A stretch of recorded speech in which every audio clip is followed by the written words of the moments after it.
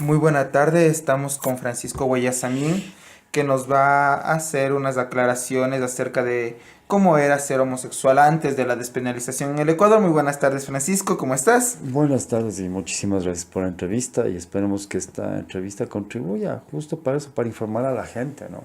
Porque la gente cree que en los actuales momentos ser gay es la cosa más fácil del mundo y que uno cuando se entera que es gay, o sea, salta en churrapata. Y es totalmente lo contrario. Y hasta ahora seguimos teniendo ese problema, ¿no? Entonces es bueno que hagas estas investigaciones para seguir informando a la gente, porque yo me baso en que mientras más educación, más información haya, hay menos discriminación. Sí, bueno, voy a empezar con algunas preguntas un poco tal vez fundamentales y generales, ¿no? ¿Cómo era ser homosexual antes de la despenalización en los 80 y los 90? ¿Cómo percibían ustedes la ciudad y cómo la ciudad y sus habitantes los percibían a ustedes? Muy difícil porque recordemos que no solo es los 80 y los 90, posiblemente yo viví en esa época, pero me imagino cómo sería la época de la gente que vivió más antes que mí, porque la persecución a la homosexualidad son ya 500 años, desde que vino la conquista española con una nueva religión, ¿no? Donde no solo persiguieron y mataron a todas las prácticas diferentes que había aquí de sexualidad. Entonces, lo homosexual en nuestra época era concebido lo peor. O sea, si tú ves hasta ahora, una persona corrupta puede aparecer en televisión y hasta fingir de corrupción y nos roban, pero descaradamente. Pero eso sí, o sea, no soy homosexual, ¿no? O los insultos que hay para a los homosexuales son peyorativos, ¿no? En este caso. O sea, yo vivía con miedo. La mayoría vivíamos con mucho, mucho miedo. Ahorita yo estoy haciendo un listado de oraciones para una iglesia que quiere orar por la gente LGBT. Y yo me acordé todo el miedo que vivíamos nosotros porque ser homosexual era ser considerado lo peor. O sea, no solo era enfermo, era lo más bajo, creían que era en el lumpen. Eh, la gente LGBT vivía en cuestiones de llegar incluso a la homofobia interiorizada, de llegar al ataque hacia los homosexuales porque no sepas que eres homosexual. O sea, era la forma de escudarse, ¿no? Yo digo que muchos de nosotros nunca hablamos de nuestra sexualidad, aunque se nos note. Si nos enamorábamos, lo callábamos. No es ahora como que es mucho más fácil que tú pones en el internet la palabra gay y salen un montón de sitios de encuentros y de que puedes hacerte amistades. Nosotros nos callábamos solitos, o sea, era algo que era un sufrimiento solo y peor muchos de los nosotros que vivimos bajo un régimen católico, o sea que nos estudiamos con colegios católicos, iglesia católica, donde incluso los profesores te ponían en la escala de pecados y te ponían que lo homosexual era lo peor. Era lo peor, era lo antinatura, era justo la causa porque Sodoma y Gomorra fueron destruidas, que Dios odia a los homosexuales. Realmente yo y muchos de mis amigos de mi época decíamos que si en nuestro caso se enteraban que nosotros éramos gays, o sea, nosotros preferíamos estar muertos. Así de difícil era la situación para nosotros. Y eso que para los hombres gays en muchos casos no es notorio, para las mujeres lesbianas no es notorio, pero yo siempre digo, para las personas transgénero, realmente las transgénero femeninas, hubo que escuadrones de la muerte, persecuciones, burlas, o sea, las que más han pagado siempre esta lucha han sido las personas transgénero, ¿no? Entonces no es como la libertad que se vive ahora incluso ni siquiera necesitas dar la cara, pero ya hay sitios de encuentro, ya puedes hablar con alguien, ya hay organizaciones. No, yo te hablo que hasta en los 80 yo supe de varias gente que tuvo que irse del país porque las noticias sobre los gays era como noticias sobre delincuentes de lo peor. Entonces hicieron una fiesta, me acuerdo, por Guápulo y llegó la policía, llegaron con cámaras del comercio y sacaron toda la lista de la gente que estuvo ahí. Entonces varios de los participantes que estuvieron en esa fiesta tuvieron que irse a los Estados Unidos o a otros países a vivir y la familia tapar todo eso. O sea, que una familia tenga, y hablemos de clase media, media alta, tenga un hijo homosexual era lo más vergonzoso que podía haber. O sea, la Iglesia Católica ha dominado tanto nuestro país que ha pactuado todo este sistema, ¿no? Entonces, lo obligatorio, lo normal era casarte y tener hijos. Y por eso también en nuestra época, muchísimos, la gran mayoría, casi tú no veías homosexuales o hombres solteros. Todos tenían la obligación de casarse. Entonces hay una gran cantidad, ahora yo digo de abuelos, sería ya de abuelos ya, que son homosexuales. O sea que ellos tuvieron que casarse, tener hijos, seguir el prototipo que pide la sociedad. Y hasta ahora te digo, porque yo los conozco, tienen mucho miedo de decir que son gays. Porque saben que se le puede destruir a la familia o saben que les pueden atacar a los hijos, ¿no? Eso se vive hasta ahora. Y el otro caso, o sea, como la sociedad ha sido dominada 500 años por la creencia católica, por otro lado, o sea, el homosexual, por los sacramentos católicos, tenía dos opciones: o te casas o te vas a religioso, porque no había otra opción. Si tú te quedabas soltero, hasta había esa frase que decían solterón, maduro, maricón seguro, era antes, ¿no? Yo no me la creía tanto porque veía que la gran mayoría de homosexuales estaba casado, ¿no? Pero entonces, la mayoría de homosexuales a la edad de 25 años ya estaba casado, ya tenía hijos. Hablo de hombres gay, ¿no? Y mujeres también, mucho más fuerte para las mujeres. Ya tenía hijos, hacía una vida entre comillas normal, sí vivía su sexualidad muy a escondidas, pero los otros también decían, no, yo no me caso, yo me hago sacerdote o me hago vida religiosa. Entonces, por eso también hay la gran cantidad de homosexuales dentro de la religión. Pero ¿cuál es el peligro que hubo aquí en los dos casos? Que por seguir estos prototipos de vida y por defender tanto tu tipo de vida normal y aparente, los homosexuales, tanto que se casaban, o los homosexuales que tanto estaban en la iglesia, eran los que más les atacaban. O sea, realmente nuestra lucha no ha sido tanto contra los heterosexuales, ha sido lastimosamente una lucha entre nosotros mismos, ¿ya? Entonces, y eso nos ha tocado muy fuerte, ¿no? Entonces, hasta ahora yo veo que ya la gente no está tomando mucho esto de que me hago religioso, ya está perdiéndose eso, pero sí están tomando gente que supongamos no vive en Quito, que vive en pueblos alrededor de Ecuador, en ciudades pequeñas, en ciudades más conservadoras, sigue con el mismo modelo. O me caso o me hago cura. En ciudades grandes ya no hay como ese problema, como que ya no te importa quién es el vecino, ¿no? Pero en pueblos pequeños, ¿sabes? Si pueblo chico, infierno grande, ¿no? Entonces siguen manteniendo ese modelo que nosotros manteníamos hace 20 o 30 años. Ya. Una pregunta, hay una palabra que me llama la atención.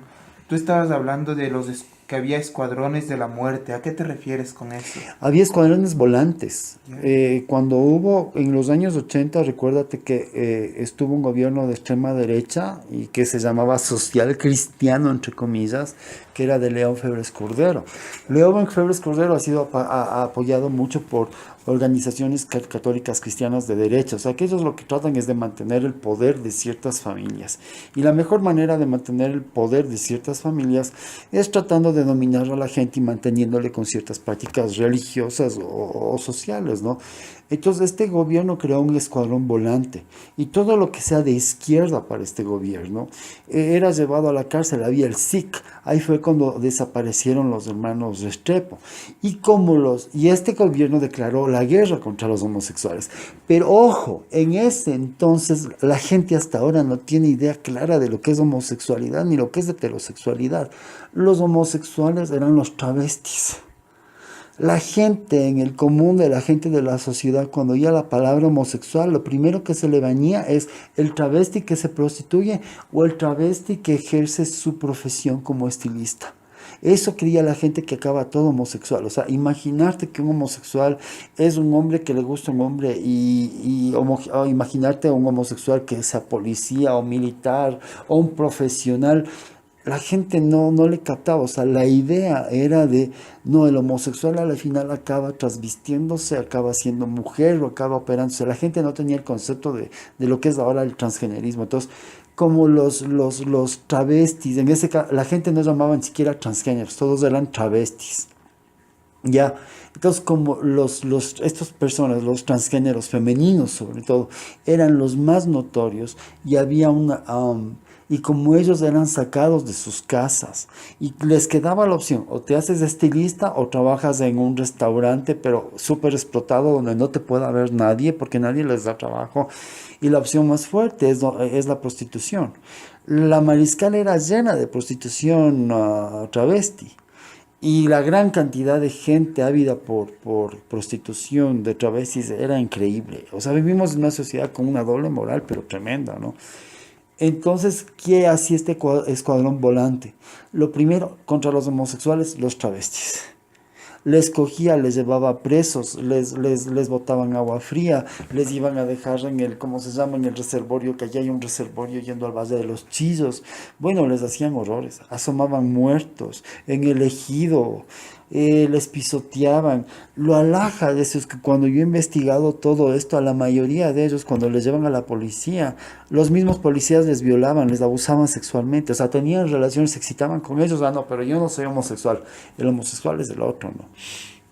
Entonces, el odio a la población travesti y todas las noticias que si tú investigas de ese entonces sobre homosexuales, eran ellos, eran los travestis. O sea, tú no ves a gente, como si era lo que llamamos ahora gay, no ves visiblemente. Era muy difícil, casi nadie quería ser, ¿cómo se llama? Homosexual, visible, que sea activista. La mayoría eran transgéneros, ¿ya? Entonces, este escuadrón volante mataba, pero sin discriminación. Yo estaba en la Universidad Central en ese entonces y León Febres por Cordero, ¿cómo se llama? 3 meses cerró la Universidad Central diciendo que era una cuna de guerrilleros. Y cuando la abrió, yo vi 2 asesinatos enfrente mío, en mi cara, y que quedaron impunes. Me acuerdo que el policía se bajó jugando carnaval ¿cómo se llama? En la Universidad Central, se bajó ¿cómo se llama? De su patrullero y le mató a un estudiante, pero así, frente a nuestro, cogió y se fue. Y ni siquiera salía en la televisión o algo. Y otra vez fue que se metieron ¿cómo se llama? Al estadio universitario y mataron allá a uno adentro. O sea, vivíamos en un miedo medio feísimo, ¿no? Entonces estaban haciendo casi lo mismo que hicieron en las dictaduras de Chile. No tanto, ¿cómo se llama? De las dictaduras de Chile y Argentina. O sea, León Febres Cordero tuvo muchas desapariciones, pero el odio a los homosexuales era tremendo con él. Apoyado por Partido Social Cristiano, entre comillas, y movimientos religiosos católicos, ¿no?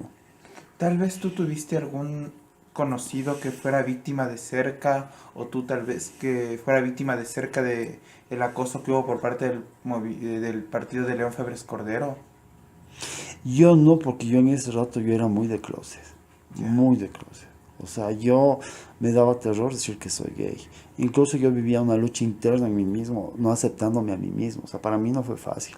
Yo viví una bronca interior. No, yo recién me acepté a los 26 años. Ya cuando ya León Pérez Cordero había pasado y todo eso. Entonces, yo no me llevaba con gente gay.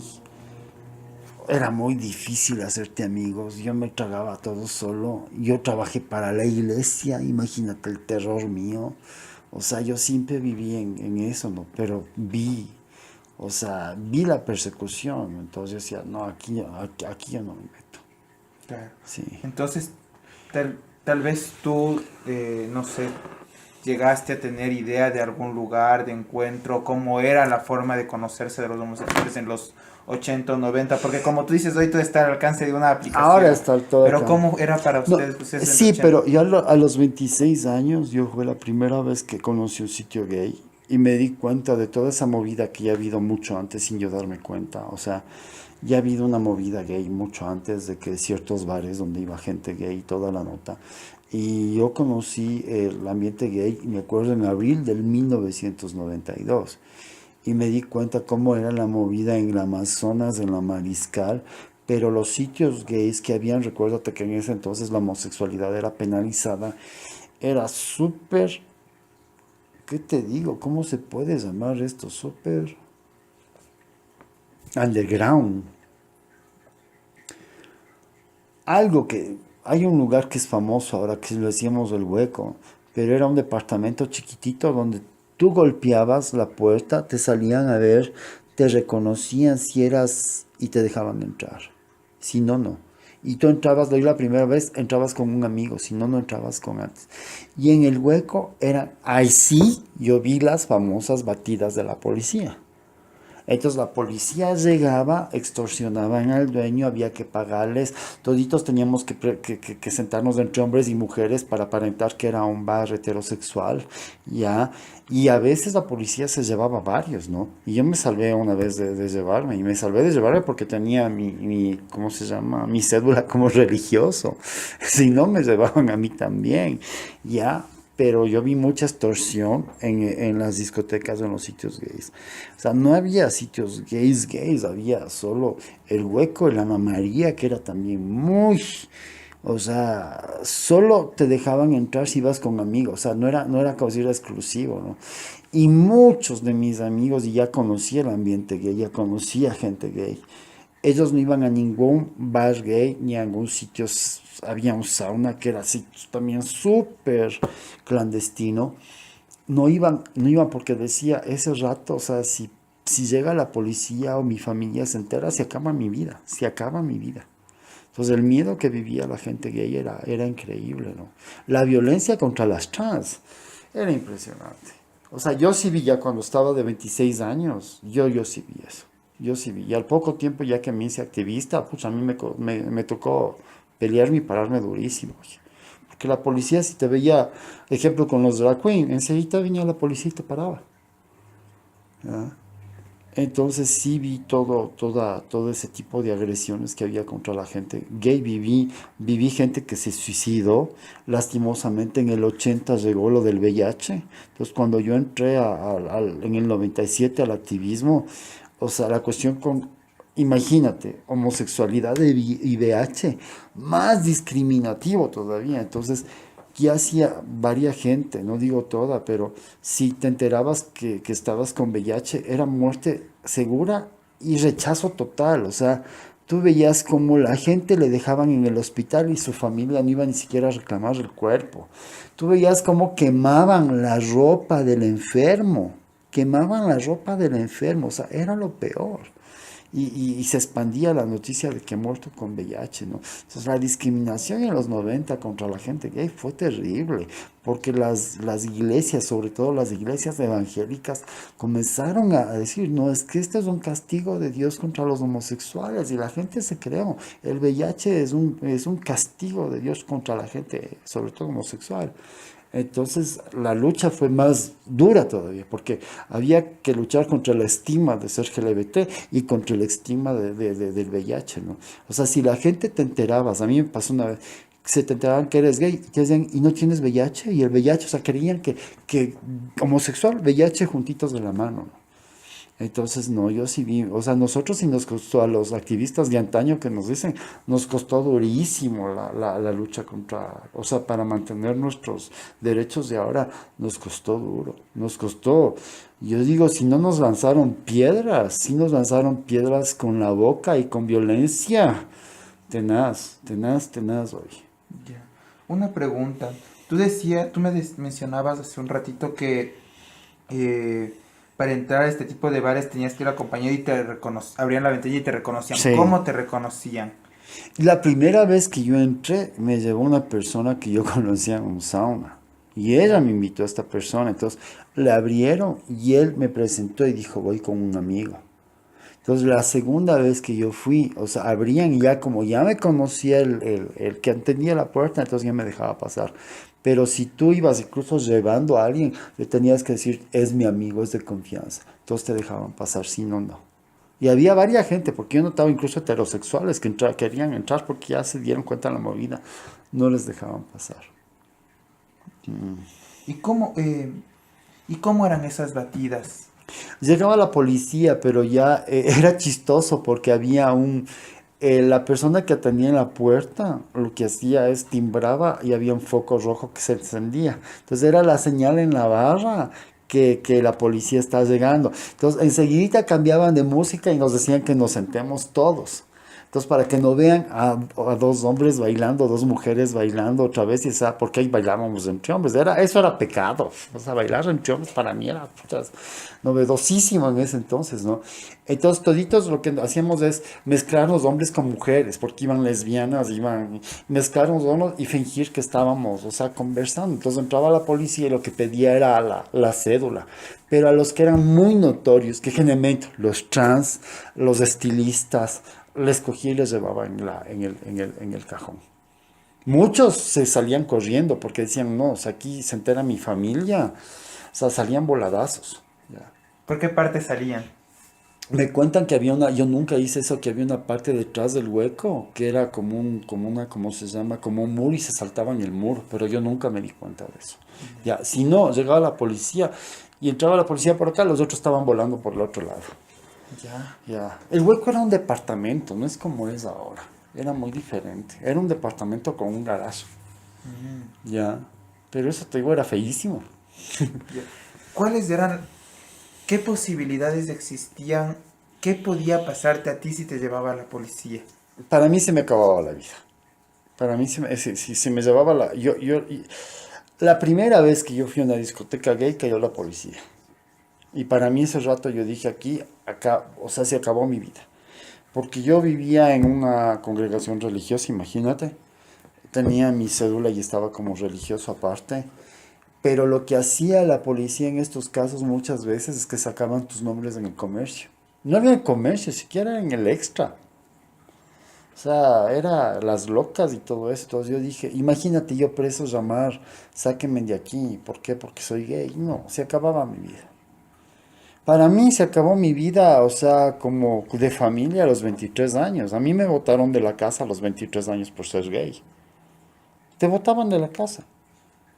Entonces no había muchas formas de pararte la vida solo por el hecho de que seas gay. ¿Y qué riesgos corrían ustedes en las cárceles? Maltrato, violaciones, robos. Yo lo que sé es que los trataban requete mal, ¿no? Gracias a Dios me he caído, ¿no? Ya. Pero sí me tocó varias veces irles a visitar sobre todo las que estaban en las cárceles, eran las trans. Tú no veías a los gays casi presos, o sea, siempre las que han caído son las trans, las personas trans. Entonces el gay, yo no sé, nos hemos librado hartísimo por la apariencia, creo, ¿no? Pero generalmente las trans son las que más pagaron. Y a las trans las metían en las cárceles de hombres. Imagínate. Y eh, otra pregunta que te quiero preguntar. Por algunos conocimientos de algunos otros homosexuales, sé que en Quito se gestaron algunos espacios para el homoerotismo. Algunos espacios como el Parque Elegido u otros. ¿Tú cómo percibiste? ¿Qué lugares percibiste que eran así tal? Es que antes era tan difícil hacer contacto que el mismo gay creó formas ¿cómo se llama? De contactarse. Entonces yo aprendí lo que me dijo alguien es, los homosexuales hablamos con los ojos. Entonces si un hombre te quedaba viendo a los ojos, ya era la forma aquí hay algo, porque un hombre no te puede quedar viendo a los ojos. Y que hay algo, aprendí de que ya estos espacios ya habían habido desde hace tiempos, ¿no? Que era una forma de contactarse en el parque elegido, no es como ahora, antes era muy, muy distinto, ¿no? La gente caminaba por el ejido, si te quedaban viendo a los ojos, y ya podías, hola, hola, y había una conversación, y había invitación a las casas, no había la delincuencia que hay ahora hay mucha delincuencia. También lo que aprendí, y era de que yo leí eso en un libro, pero no me imaginaba que había en Ecuador, los urinarios. Los urinarios eran espacios de contacto. Entonces la gente iba allá y era viéndose los penes, ¿no? Y si el pene estaba erecto era ya una señal de que... Entonces así comenzaron los contactos antes, ¿no? La Amazonas era un sitio de contacto desde los jueves hasta los sábados. Era un sitio de contacto tremendo, o sea, donde el Amazonas le llamaban el tontódromo. La gente salía a dar vueltas. Había tráfico hasta la 1 de la mañana. Había, como te digo, bares, había centros de que la gente comía afuera. O sea, había una vida nocturna tremenda. Prácticamente la vida nocturna en Quito se parece coincidencialmente desde que el año 97 que se despenalizó la homosexualidad, la vida nocturna en Quito cambió por la delincuencia. Vino un montón de delincuencia justo por León Febres Cordero. León Febres Cordero fue, después de presidente, fue alcalde de Guayaquil. Y él, el escuadrón volante llevó a Guayaquil. Entonces, mucha gente que estaba dedicada a la delincuencia vino a Quito. Y sobre todo notó que el Parque Elegido y la Amazonas era un sitio de encuentro homosexual. Notaron a leguas. Se hacían pasar por homosexuales y robaban. Y no solo robaban, mataban, robaban, quitaban carros, departamentos. Entonces, Elegido se volvió terrorífico, no es lo que es ahora. Antes tú veías actividad de encuentros hasta 3 de la mañana, 4 de la mañana. O sea, era increíble Elegido. No había este tipo de delincuencia. O sea, tú te hacías fácilmente amistad con personas y era muy raro escuchar que te hayan robado. Pero lastimosamente cambió toda la situación, ¿no? Entonces, yo me acuerdo que los sitios de ligue eran la Amazonas, el Parque Elegido y varios urinarios. Me acuerdo el de San Agustín, los urinarios de Elegido. Creo que eran los de las terminales terrestres. Era, como no había internet ni nada de eso, lo más fácil eran estos sitios, ¿no? Eso es lo que me acuerdo yo. Ya, ya. Tú mencionabas, hace un rato mencionabas como que mucha gente se suicidó. Tal vez amigos que se hayan suicidado. ¡Uh! ¡Uy, Dios mío! Yo creo que he llorado varias veces por eso. Yo me acuerdo que a los 15 años en mi colegio, yo estudié en una academia militar y religiosa, y más o menos ya se daban cuenta de que yo era diferente, y un amigo nuestro nos dijo a dos, mi papá se enteró que yo soy gay, algo se enteró, y nosotros así como, si llega a confirmar que yo soy, miento, la palabra era homosexual, la palabra gay no existía para nosotros, no existía esa palabra. Y ella apareció recién creo que en los 90. Y homosexual era peyorativo. Y se enteró, y yo digo, y si mi papá se entera y confirma, yo me mato. Al otro día que fuimos al colegio, nos enteramos que se había suicidado y nos invitaron al funeral. El papá dijo cínicamente que había sido, que él estaba limpiando un rifle y se había dado un tiro. O sea, los dos no nos creímos ese cuento. Para nada nos creímos ese cuento. Me acuerdo que cuando pasó esto del VIH, y yo estaba como activista del VIH, y me llamaba mucha gente a decirme tengo VIH, tengo VIH, tengo VIH. Era impresionante, pero en esas yo llegué tarde, cuando un chico de 21 años se tiró un tiro porque le dieron la noticia de ¿cómo se llama?, de que tenía VIH, y el papá se enteró que era gay, el papá típico militar y la mamá conservadora. Y llegué justo cuando el disparo. O sea, llegué al disparo. Pucha, yo llegué con los ojos así rojazos. O sea, me acuerdo también que un activista se mató cuando le dieron la noticia que tenía VIH, y siendo activista, se ahorcó. O sea, era normal ver en los periódicos de personas que se mató y no se sabe por qué. Y nosotros sabíamos que eran gays. O sea, la vida para el gay era súper difícil, súper difícil. Ahorita, cuando me hablabas del primer caso, y perdóname que toque estos temas un poco sensibles. Sí, no hay problema, pero es para que la gente vea que la gente ahora cree que es facilito ser gay y que no ha pasado nada hasta que haya esta lucha. Pucha, hemos pasado cosas duras y que la gente no sabe, ¿no? Claro. Perdóname, cuando tú me decías, la contabas la primera historia, me hablabas de que tú y tu otro amigo no se creían de lo del disparo. Pues no se lo creían porque piensan que fue suicidio o porque piensan que fue homicidio. No, suicidio. Yo pienso que Suicidio. fue suicidio. Él mismo dijo, yo me mato. O sea, él mismo nos dijo un día anterior, o sea, si mi papá se entera que soy gay, yo me mato. Y después yo cuando conocí el ambiente gay, todo era clandestino en Quito. No es abierto como ahora. Todo clandestino. O sea, no podías poner ni en internet ni nada. O sea, todo era de boca a boca, ¿ya?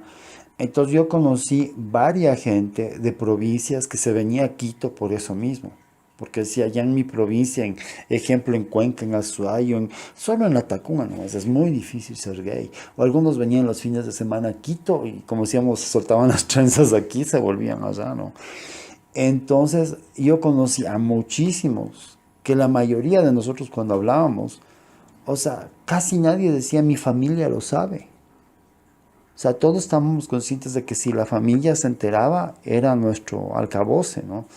Entonces muchos me decían, si se entera mi familia, yo prefiero estar muerto, o yo trágame tierra, o yo me largo del país. Entonces sí hubo una gran huida de gente al extranjero, ¿no? Entonces sí te digo que el miedo era impresionante. Y siempre como yo ya me metí al activismo, tuve contacto con mucha gente que me llamaba, que conversaba conmigo, que esto, que no sé qué. Cuando sus familias se enteraban por aves circunstancias o por cuestiones así que les descubrían, ejemplo, les descubrían en un diario, les descubrían yo qué sé, que una cartita, les descubrían una llamada o algo. O sea, se armaban unos revolucios, unas broncas, unas peleas, o sea, era impresionante, era impresionante. Y las familias, las mujeres sobre todo, tratando de salvar al hermanito o al hijo gay. Ya. Una pregunta. Los medios de comunicación siempre juegan un rol importante. Entonces, yo quisiera saber cuál era la percepción de los medios de comunicación de todo tipo de diarios, sea lo que sea, frente a los homosexuales y frente a la muerte de homosexuales. Todas las noticias de los medios de comunicación, yo creo que hasta ahora, raro es el que publica noticias positivas sobre homosexualidad. Siempre tiene que ser una noticia escandalosa. Incluso te digo hasta ahora, porque hasta ahora, ejemplo, el prototipo de homosexualidad que ves en la tele es un gay sumamente afeminado, no estoy en contra de eso, pero tiene que darle al chisme, a la crítica, a calificar a las personas. O sea, en ese entonces, toda noticia sobre homosexualidad era escandalosa, era amarillista, era para sembrar el morbo de la gente. O sea, lo único que hacía es despertar el morbo de la gente. No era para nada decir constructiva, ni siquiera algo piadosa o con compasión. Era totalmente tergiversada. No había ninguna noticia que diga cosas buenas. Era todo con tal de lograr más escándalo, más discriminación. Por eso te digo, los gays en ese entonces, muchos tuvieron que irse a vivir al extranjero, sobre todo los que tenían dinero. Se iban al extranjero, no podían vivir aquí. ¿Cómo crees tú que era la vida de un gay pobre, de un gay rico, de un gay adinerado? Yo no sé, o sea, depende del ambiente que tú estés, o sea, porque yo digo, el gay rico como quiera podía viajar y como decir, ver que hay otra realidad en otros lados, ¿no? Ejemplo, ya Estados Unidos en los 80 ya tenía otra lucha, ya tenía, ¿cómo se llama?, comunidades gay organizadas, incluso por esto del VIH, entonces ya había sitios, entonces la mayoría se iba a Estados Unidos y volvía acá tranquilamente, como que no pasa nada, ¿no? Y se hablaban entre ellos, incluso los gays ricos, yo veo que hacían reuniones en sus casas, ejemplo, entre ellos mismos ya, clandestinas hasta que unos cayeron, ¿no? Pero como que la plata les hacía primero que tener esa posibilidad de viajar, pero en los dos, tanto gay rico, gay pobre, tenían que ocultarse de la familia. La mentalidad es la misma. O sea, tenían que ocultarse de que son gays en la familia.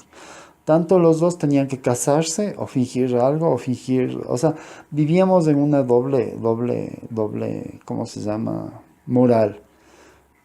Yo creo que los suicidios que más viven gente rica.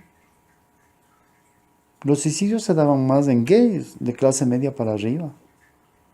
Ya, no sé, me parece que es más difícil por el hecho el gay rico estaba, la sociedad aquí estaba muy relacionada más con la iglesia católica, ¿no? Entonces imagínate, es más crítica, más dura, más cruel, es más cruel. Creo que yo esa es mi diferencia, no sé, el gay pobre no quiero hacer, pero yo creo que pasaban las mismas cuestiones de tener que casarse. La única diferencia es que el gay rico tenía más amplitud en el hecho de poder viajar y ver cómo se vive en otros lados, ¿no? O decir, ya, si no me gusta mismo este país, me viajo y me voy a vivir a otro país y punto. Mientras que el gay pobre aquí tienes y cállate. O sea, cállate y haz lo que el resto te dice. Ya. Hace un ratito, y este tema me parece importante, decías que verte con un drag queen, la policía o la ciudadanía en general te atacaba. ¿Cómo percibía la ciudadanía al drag queen? Ay, eso era tenaz. Es que esa laja, yo comencé el activismo cuando todavía era, ser homosexual era penado, ¿no? Pero ya había un gran avance de que la ciencia ya dijo, no son enfermos. Pero aquí se seguía con la nota de que es enfermedad. O sea, esas noticias ni llegaban acá. Nosotros ni te publicaban, ejemplo. Esas noticias no publicaban en el comercio, en los diarios. Lo que publicaban era todas las noticias de escándalo. Te publicaban cadáveres de gente gay, así maquillada y todo, que les mataron en los hoteles. O sea, y con las caras ahí para que la familia tenga vergüenza. O sea, era impresionante, ¿no? Entonces ya me acuerdo que, claro, yo conocí el Dionisios cuando recién empezaba el Teatro Dionisios, ¿no? Y Daniel Moreno no era ni siquiera drag queen, él manejaba el Dionisios con su pareja. Ahí le hicieron un lugar chiquito para gente gay. Y de ahí Pablo Gallegos, que hizo el primer grupo de drags en la Fundación FEDAEPS, decidieron unirse con Dionisios y hacerle más público. Y me encargaron a mí que haga la primera, ¿cómo se llama? Reunión ante la prensa para demostrar el arte del drag en Ecuador. Y claro, vino la prensa. Y fue alhaja porque la gente heterosexual aceptó el arte drag. Créete, los que más criticaban era la misma gente gay. Siempre ha habido esa bronca del gay que dicen, no, es que o sea, el gay en contra de todo lo que es femenino. O sea, no es que nosotros somos masculinos y que estás locas y que esto es otro. Entonces era el ataque contra la más. Yo también cuando salí de activista ya público, yo recibí, créete, más ataques de la gente gay que de la gente heterosexual. Muy aparte de la gente religiosa. La gente religiosa siempre me ha atacado, ¿no? Pero la nota es que en el Dionisios, cuando ya se enteraron, porque ya comenzó a ser público el arte drag, y ellos fueron muy valientes al hacer el arte drag aquí. Fueron muy valientes al enfrentarse a toda una sociedad. Hoy.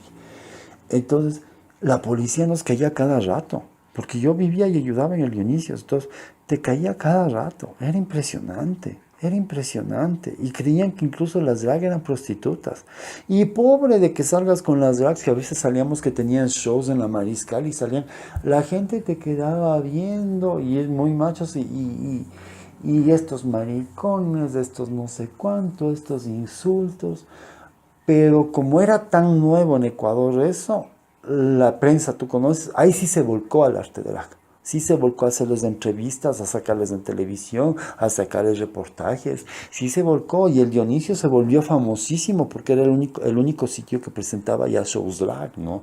Y el Daniel Moreno le hacía muy bien porque mezclaba con el teatro. Él estudió teatro en España. No he visto ya eso, pero el Daniel Moreno hacía unos shows increíbles, ¿no? Entonces al principio sacar el arte drag fue también duro. Ahora ya hay competencias de drag y todo tan lindo, ¿no? En ese entonces yo digo, todo lo que fue lucha de LGBT, había que ponerse los pantalones y ser bien macho. Claro. Porque para ser activista, yo les digo, ahora tú ves muchos activistas y no critico, pero salen un montón de activistas y quieren todo rápido, rápido, rápido y todo así, y derechos, y se inventan hasta derechos que yo he visto así medios rayados, ya respetando todo eso, pero también, y no están concisos en algo, pero antes había que hacerlo todo planificado, lento, inteligentemente, pero yo les decía, ¿cuál es el requisito para que seas activista? El primero es que vas a tener que aguantar un montón de piedras, que te lancen piedras. O sea, no es que tú entrabas a hacer drag y es los aplausos o la admiración que hay ahora y que es la lucha de que quién es más famoso, quién es el que más. No, antes tenías que tener una convicción tenaz de que vas a luchar por algo y es luchar por uno mismo, ya, tener esa convicción, pero sabías que te enfrentabas a toda una sociedad, incluso en el mismo ambiente gay. En el mismo ambiente gay había, que te digo, estas broncas de los homosexuales masculinos que odian todo lo femenino, ¿no? Porque decían, no, es que ellos nos hacen quedar mal. Como salen en la televisión, como salen en el periódico, y solo salen travestis, nosotros quedamos mal. Y yo les decía, entonces, ¿por qué no das la cara tú? Ah, no, no, no. O sea, nadie quería dar la cara. Y ahora medio mundo quiere dar la cara. Antes no quería dar nadie la cara. Yo me acuerdo que el primero que salió a dar la cara fue Oscar Ugarte, que es un periodista de televisión. El primero salió y en un programa que tenía, que no pegó tanto, él dijo, yo soy gay. Ya, y la gente como decir, no, en el medio, y como da el programa de farándula, entonces ya lo sabíamos, ¿no? Pero de ahí el que primero así salió, era un colombiano, que era Montoya, pero también él porque su familia era del extranjero. Pero cuando a mí me tocó salir al aire ante la prensa, justo por los drag. Cuando yo les invité a la prensa para que vean el teatro drag, me dijeron, señor, no queremos entrevistar a los drag como homosexuales, porque sabemos que los socializan mucho como homosexuales. Queremos entrevistar a gente como usted, o profesionales como usted, ya, que den la cara. Créete que nadie quiso. De todos los que yo pedí de activistas y todo, nadie quería dar la cara. Entonces mira lo difícil que era. Entonces, claro, dieron los drag la cara, yo di la cara y me arriesgué un montón, pero di la cara. Pero ahí nadie quería dar la cara. Y después que salimos en un reportaje de Vistazo, ahí sí un montón de activistas dijeron, ya sí, ya vamos a dar la cara, porque vieron que no nos, o sea, como que no nos pasó nada, ¿no? Ellos aparentemente creyeron que no nos pasó nada, ¿no? Pero no vivieron los ataques que nos hicieron después del reportaje, ¿no?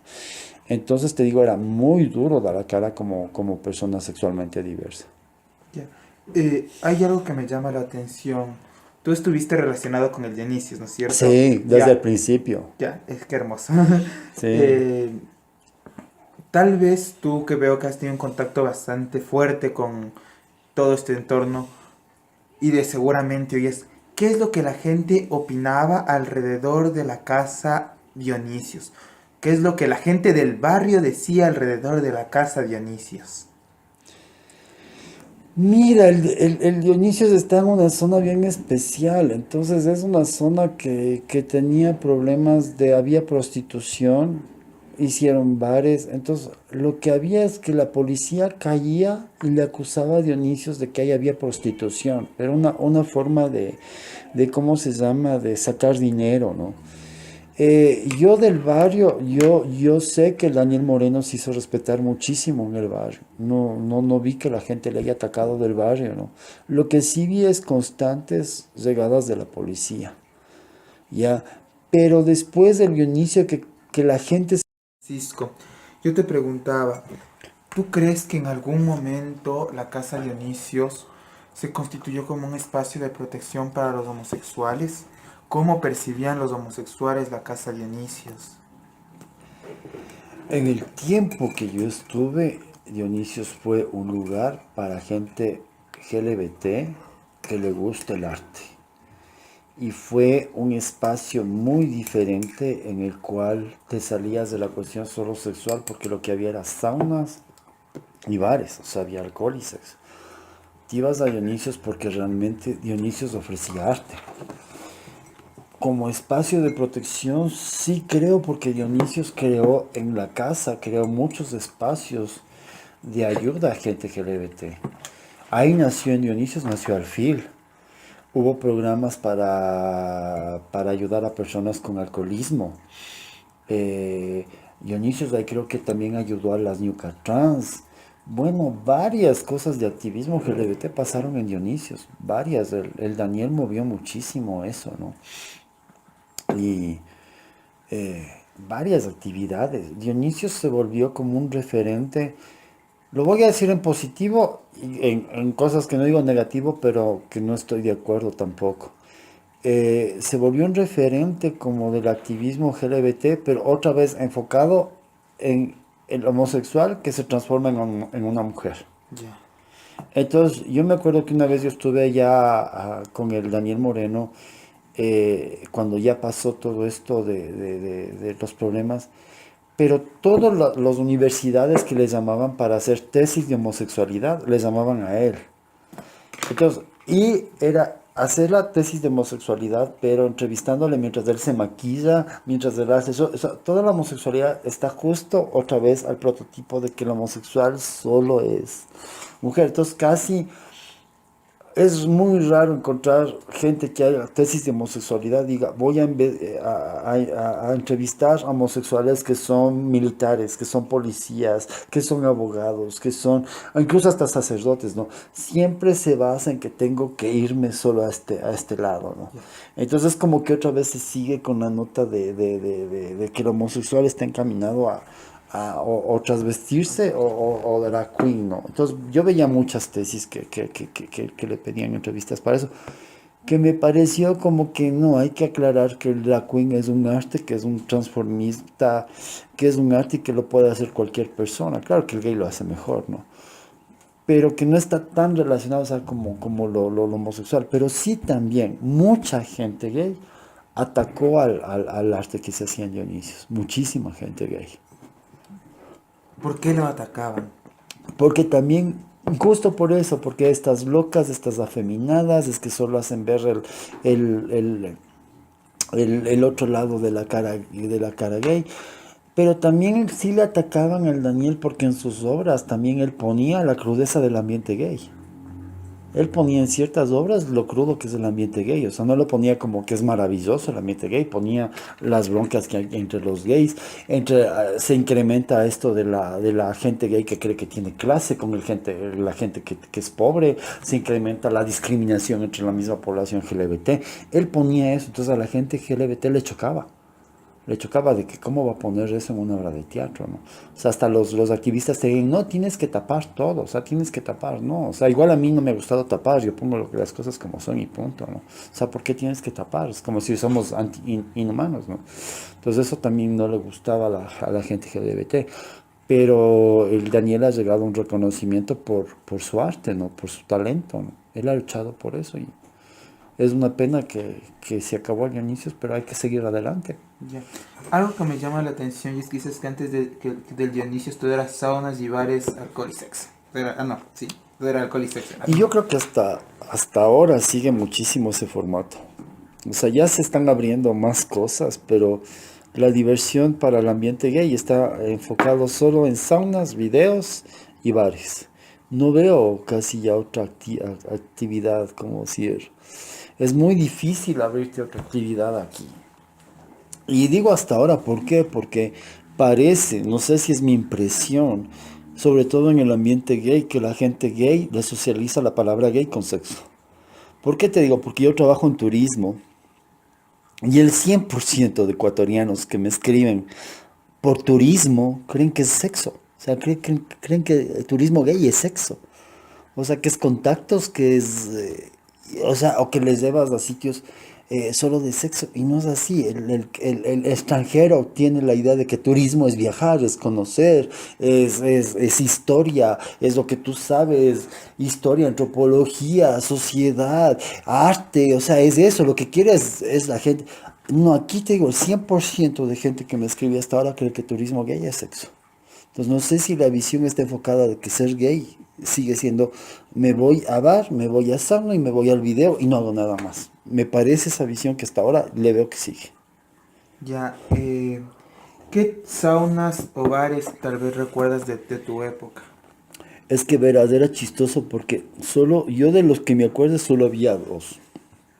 Había el hueco que le conocí, había uno que se llamaba Ana María, que está acá, que es el famoso de la Casa de las Menestras, que tengo entendido que algún día puedes visitar. César sabe muy bien la historia LGBT. ¿César qué? El César no sé el apellido, pero es súper fácil. Él tiene el restaurante La Casa de las Ah, así se Menestras. llama. Ah, acá por el Acá por el Mandela colegio Cañizares. Ándate, es una excelente persona y ese hombre hasta, yo digo, él debería haber sido guía de turista porque sabe de historia del Ecuador, una maravilla. Yo me he sentado a conversar con él y él fue el primero que yo entiendo que se puso un bar gay en Quito que se llamaba el Sausalito, que no se podía poner como bar gay, pero se podía, o sea, que era un sitio de encuentro de la gente. Sé que fue el primero, antes del hueco, que él se puso ese bar. Tú habla con él porque él te puede dar una historia increíble de lo que, porque él conoció más al tener más contacto por el tipo de negocio que él tenía. Qué bestia, 1.000.000 de veces he pasado por ahí. He dicho, hay que venir a comer menestras de aquí porque se ve un lindo lugar. No, inclusive vende almuerzos. Puedes ir a almorzar Nunca, con él y dile que vas de mi parte, que estás haciendo esta tesis. Yo creo que él te ayuda encantado. nunca me Es lo una hubiera excelente imaginado. persona, es muy educado. Anda, conversa con él y el César conocía, le llamaban Ana María porque la que atendía ese bar era la Ana María y era un goce esa señora porque ella decidía quién entra y quién no entra.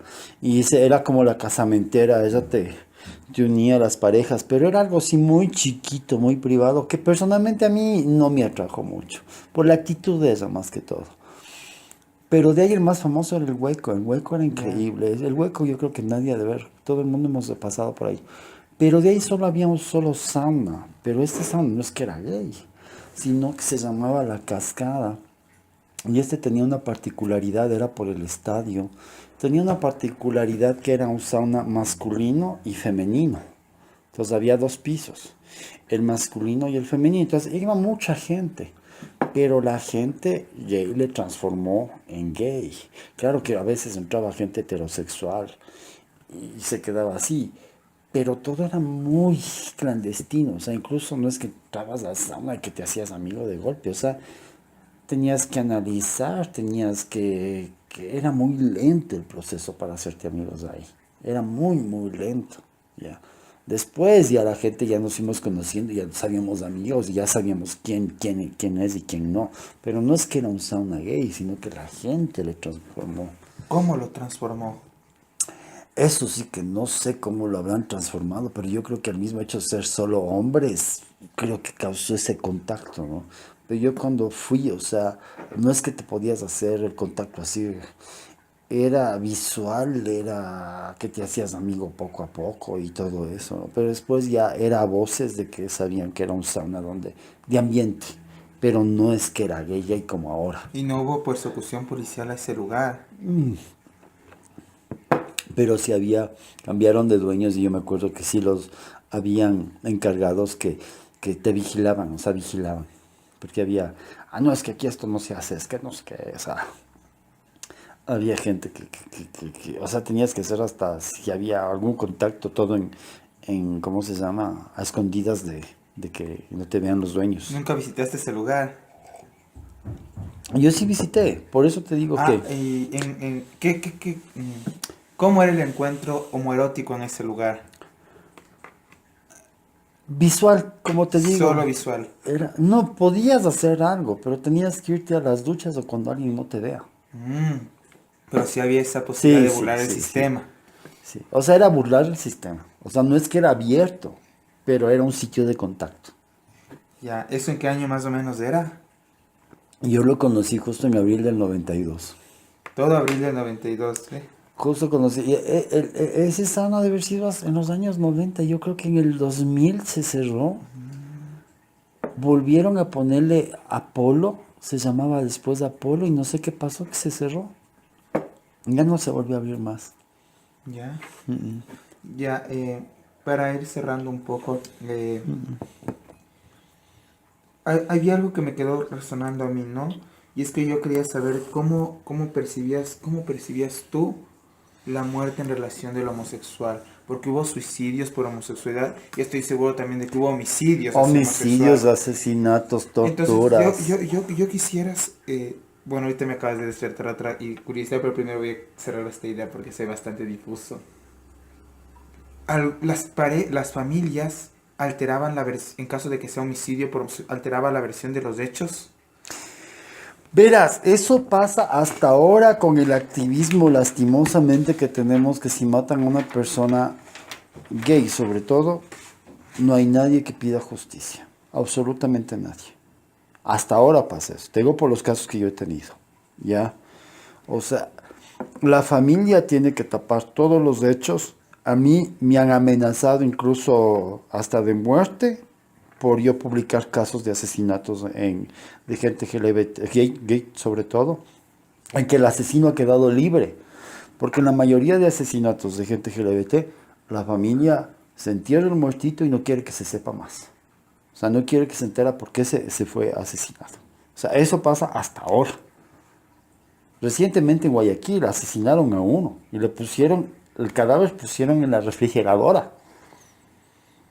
Ya con eso te digo todo. Eso debía ser un gran juicio y todo. Hasta ahora nada. Ya. ¿Y cómo Han fue? asesinado a gente recientemente saliendo del hueco. Les han encontrado en... Eso no te dicen, no se publica porque las familias lo que quieren es tapar al máximo todos los asesinatos. Entonces, hasta ahora hay ese estigma de que, o sea, yo digo es increíble porque aquí estamos viendo los casos de femicidio y se hacen luchas por el femicidio, se hacen todas las cuestiones por mujeres, pero por la gente LGBT, ni siquiera las fundaciones, ni siquiera nada. O sea, te piden dinero para VIH, te piden dinero para activismo. El rato que muere un gay, no hay justicia que te ayude. No hay justicia que te ayude. ¿Qué?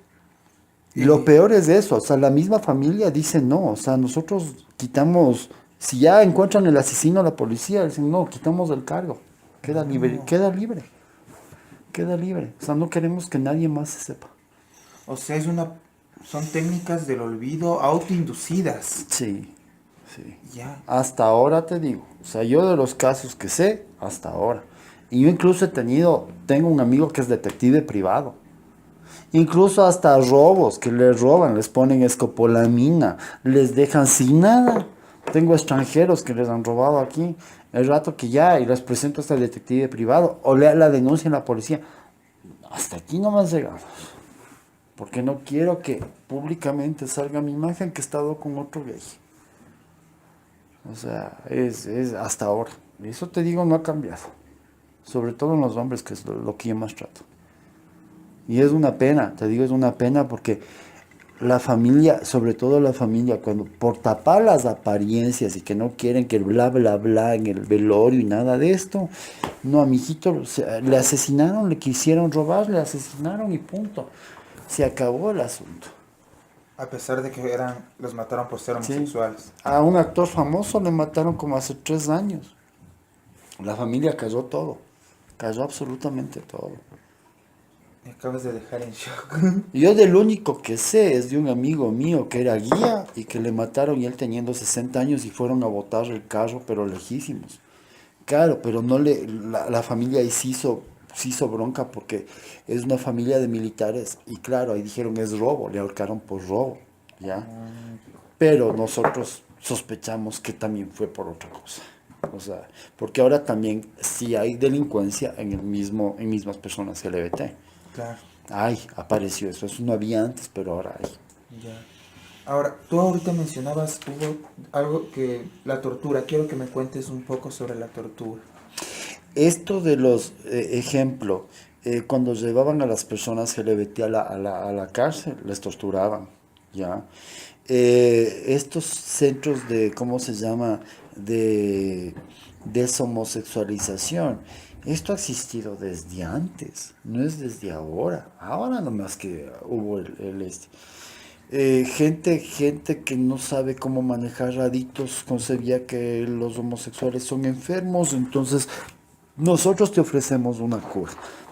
¿Cómo es la cura? A través de la tortura.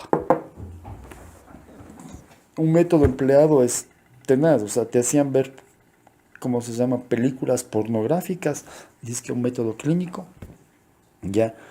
Y si la persona se excitaba viendo, ¿cómo se llama? Con un hombre en la película pornográfica, le mandaban electricidad. Había con choques eléctricos, y siendo que era científico y con psiquiatras al lado. Y eso hacía la gente de plata que se enteraba que su hijo era gay.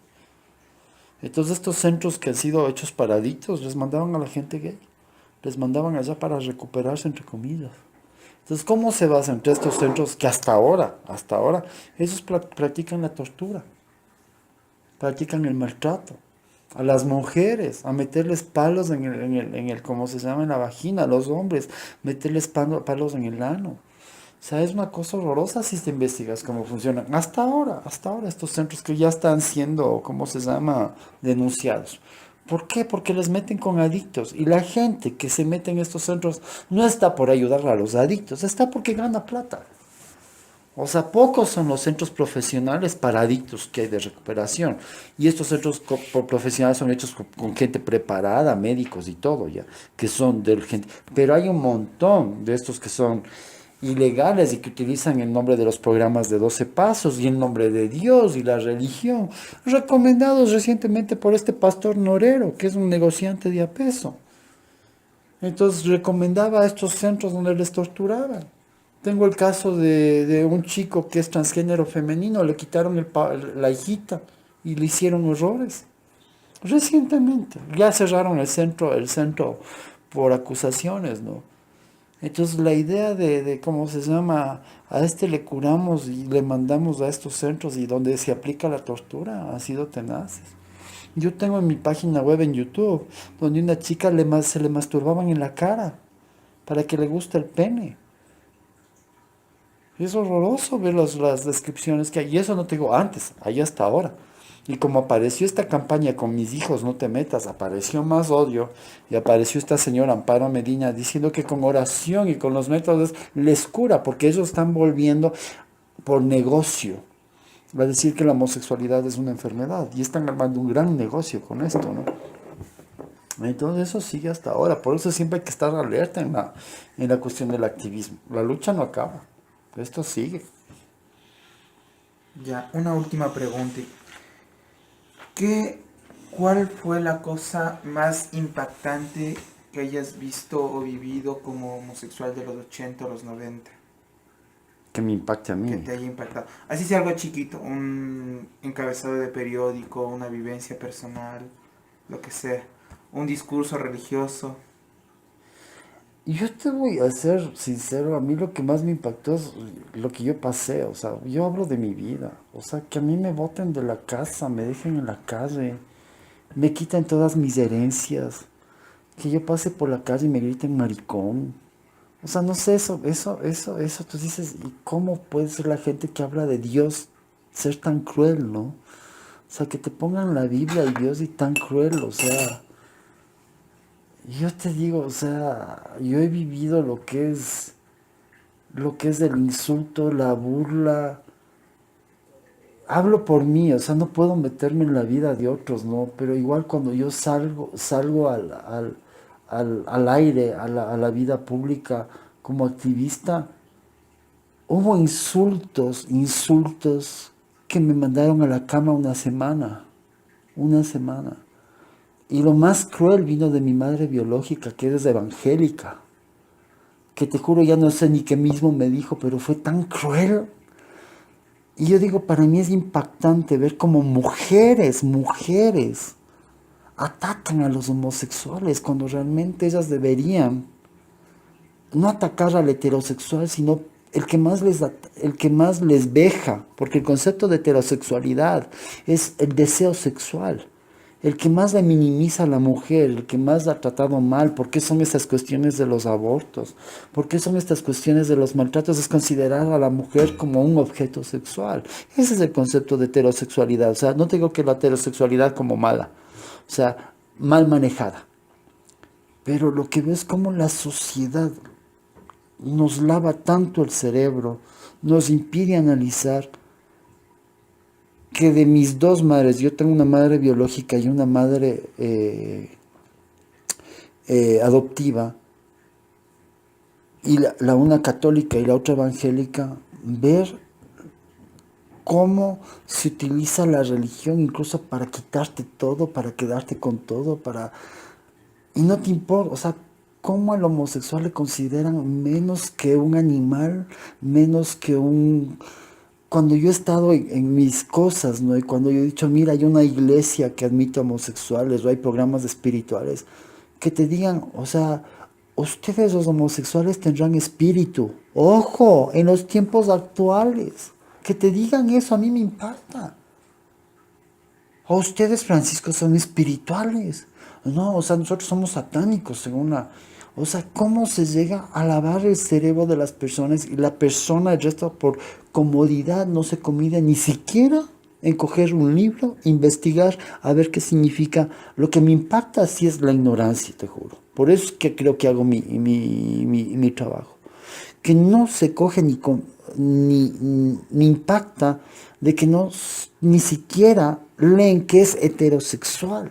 Ni siquiera saben que es heterosexual. Y lanzan estas campañas. Yo digo, ya ver a hombres ya no me impresiona, porque ya nos educamos en una sociedad machista que el hombre se crea. Pero ver a mujeres, o sea, ver a mujeres en contra de los homosexuales, en contra de lo gay, cuando, o sea, si analizaran qué les están haciendo los hombres heterosexuales, en su gran mayoría, la violencia contra la mujer es tremenda en este país. Y en eso callan. Me impresiona que yo tengo relaciones con gente que es adicta y cómo las madres aguantan gritos de sus hijos, aguantan maltratos de sus hijos. Como si el hijo es vago, le socapan aquí al hijo en Ecuador, ¿ya? Aguantan todo este tipo de enfermedades, de alcoholismo, de drogadicción, de neurosis, de que Pucha, pero si el hijo es gay, le botan a la calle.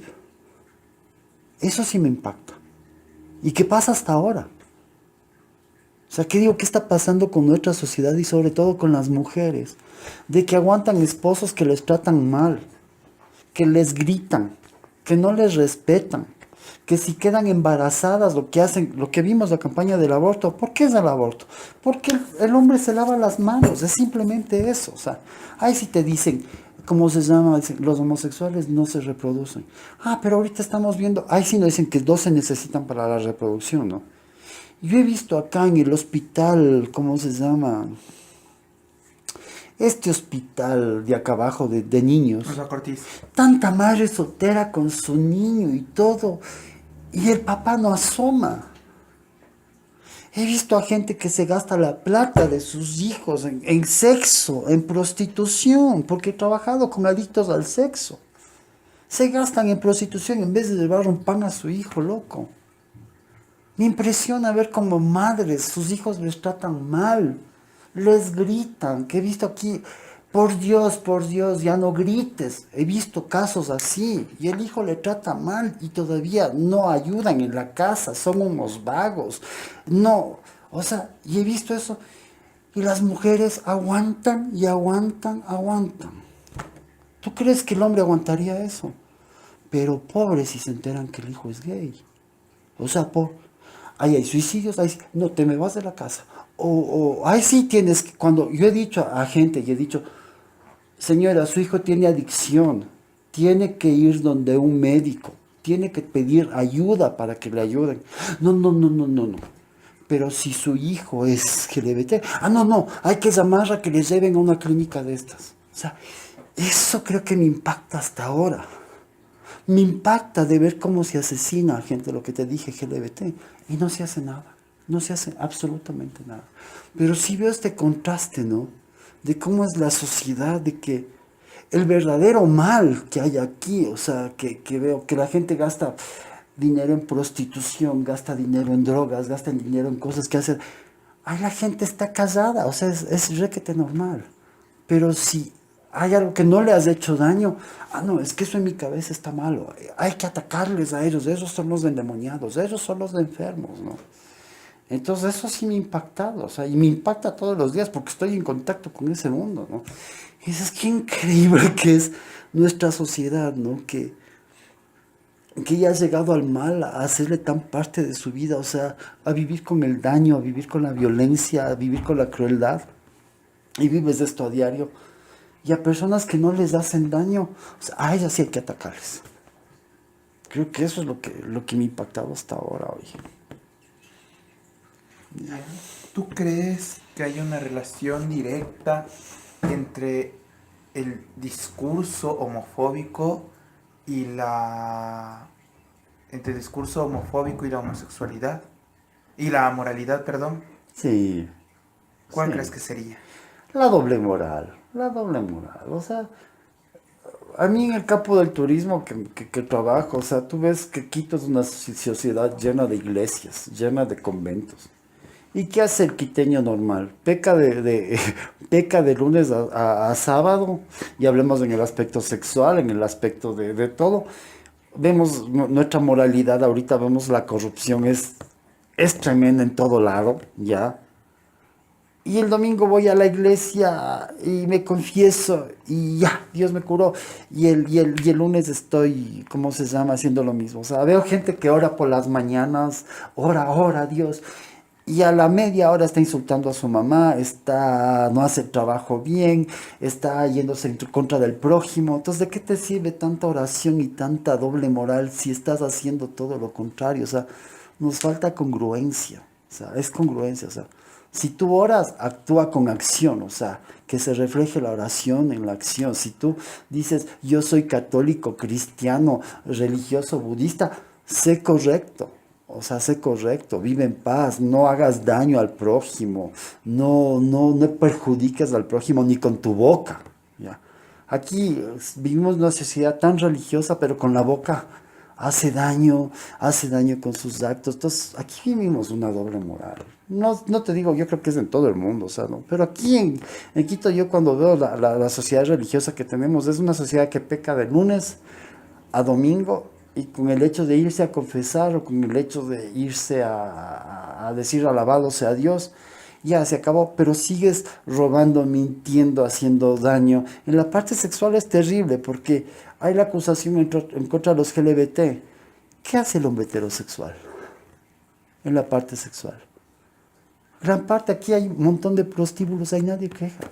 Y el negocio de la prostitución es duro. El negocio de prostitución es trata de personas. Y ahora peor con la gente de Venezuela que está viniendo. Hay muchas venezolanas que no tienen nada que o sea, no hay trabajo. Prostitución. Y es conseguir placer donde sabes que otra persona sufre. O sea, eso sí es perverso, oye. Eso sí es perverso. O sea, tener placer sabiendo que otra persona sufre. Ay, nadie nos dice nada. Pero sí, la homofobia, sí, hay que atacar, o sea, hay que atacar al LGBT porque él es el malo, yo no. O sea, no vemos en la parte sexual, la gente no ve no se quiere ver al espejo. ¿Por qué crees que, que el homosexual se ha visto como esta fuente de inmoralidad? Por la iglesia, todo es la iglesia. Eso comienza, antes había todo el equilibrio de la sexualidad masculina y femenina, antes en la concepción indígena todo tiene un equilibrio. Desde que vino la iglesia acabó con todo esto. La iglesia metió muy fuerte su creencia religiosa. Y eso siguió hasta ahora. Hasta ahora. Listo. Bueno, muchas gracias Francisco por